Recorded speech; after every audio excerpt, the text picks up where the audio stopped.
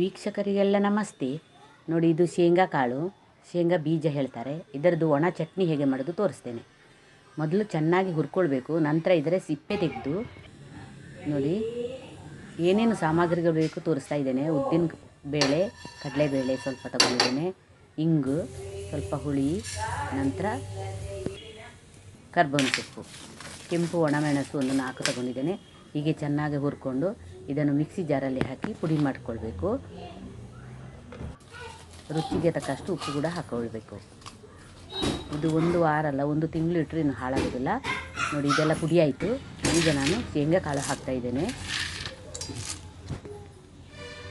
ಇದನ್ನು ಕೂಡ ತುಂಬ ಪುಡಿ ಮಾಡಬಾರ್ದು. ರುಚಿಗೆ ತಕ್ಕಷ್ಟು ಉಪ್ಪು, ತರಿಯಾಗಿ ರುಬ್ಕೊಳ್ಬೇಕು. ನೋಡಿ, ಶೇಂಗಾ ಚಟ್ನಿ ರೆಡಿಯಾಗಿದೆ. ಇದು ದೋಸೆಗೆ, ಚಪಾತಿಗೆ, ರೊಟ್ಟಿಗೆ ಎಲ್ಲದಕ್ಕೂ ಆಗ್ತದೆ. Thank you.